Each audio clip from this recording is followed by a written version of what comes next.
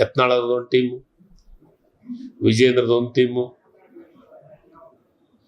ಅದಕ್ಕೆ ಹೇಳ್ತಾ ಇದ್ದೀನಿ, ಅವ್ರ ಅವ್ರ ತಾಟ್ನೊಳಗ ಕತ್ತಿ ಬಿದ್ದೈತೆ, ಅವ್ರ ತಾಟ್ನಿಂದ ಕತ್ತಿ ನೋಡವಲ್ರು. ಕಾಂಗ್ರೆಸ್ ಅವರು ನಾವ್ ಯಾವ್ದೋ ಒಂದು ಸಣ್ಣ ವಿಚಾರ ಮಾತಾಡಿದ್ರೆ ಕಾಂಗ್ರೆಸ್ ಅವ್ರದ್ದು ಬಣ. ಅರೆ ಎಲ್ಲಿದೆ ನಮ್ಮ ಬಣ? ನಮ್ಮ ಅಧ್ಯಕ್ಷ ಹೇಳಿದ್ರು,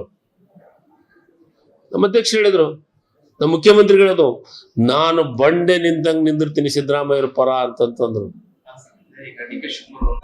ಒಪ್ಪಂದ ಆ ನಾಯಕರ ಮಧ್ಯೆ ಏನಾಗೈತೆ ಅಂತ ನನಗೆ ಗೊತ್ತಿಲ್ಲ, ಪಕ್ಷದೊಳಗೆ ಏನಾಗೈತೆ ಅಂತ ನನ್ಗೆ ಗೊತ್ತಿಲ್ಲ. ನಾನು ಅಷ್ಟು ದೊಡ್ಡವನು ನಾನಲ್ಲ, ಸರ್ಕಾರದ ಭಾಗ 100ಕ್ಕೆ 100 ಅಷ್ಟು. ನಾನು ಅವರಿಬ್ಬರ ನಾಯಕತ್ವ, ಅವರ ಪಕ್ಷದ ನಾಯಕತ್ವ, ಪಕ್ಷ ಏನ್ ಹೇಳುತ್ತೋ ಅದನ್ನ ಕೇಳಂತ ಕೆಲಸ. ನಾನೊಬ್ಬ ಕಾಂಗ್ರೆಸ್ ಪಕ್ಷದ ಶಿಸ್ತಿನ ಸಿಪಾಯಿ.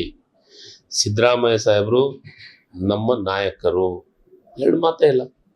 ಬಹಳ ಸ್ಪಷ್ಟಪಡಿಸ್ತಾ ಇದ್ದೀನಿ. ಅದಕ್ಕೆ ನಮ್ಮಲ್ಲಿ ಏನಂತ ಗೊಂದಲಿಲ್ಲ. ಇಬ್ರು ಬಹಳ ಮೈಸೂರು ಕಾರ್ಯಕ್ರಮದಾಗ ಹೇಳಿದ್ರು ಸಿದ್ದರಾಮಯ್ಯನವರು. ಇದೇ ಮೈಸೂರು ಕಾರ್ಯಕ್ರಮದೊಳಗ, ಇದೇ ಕಾಂಗ್ರೆಸ್ದ ಕಾರ್ಯಕ್ರಮದೊಳಗ ನಮಗೆ ಚೇರ್ ಸಿಗ್ಲಿಲ್ಲ ಜನರಿಗೆ.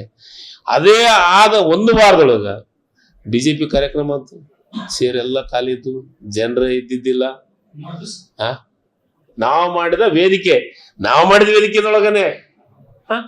ಅದಕ್ಕೆ ಬಿಜೆಪಿ ಅವ್ರಿಗೆ ಹತಾಶೆ ಆಗ್ಬಿಟ್ಟ. ಆಮೇಲೆ ವಿಜೇಂದ್ರ ನಾಯಕತ್ವ ಅವ್ರು ಯಾರು ಒಪ್ಕೊಳ್ತಾ ಇಲ್ಲ. ಅವ್ರ ನಾಯಕನ ಅಲ್ಲ ಅಂತ ಅಂದತ್ನ್ಯಾಗ ಮತ್ತೆ ಯಾವ ನಾಯಕತ್ವ ಐತಿ ಈ ರಾಜ್ಯದೊಳಗ? ಒಂದಂತೂ ಸತ್ಯ ರೀ, ನಾಯಕತ್ವನೇ ಇಲ್ಲ. ಆಮೇಲೆ 3 ಭಾಗದಾಗ ಒಂದೊಂದು ಚುನಾವಣೆ ಆಗಿದೆ.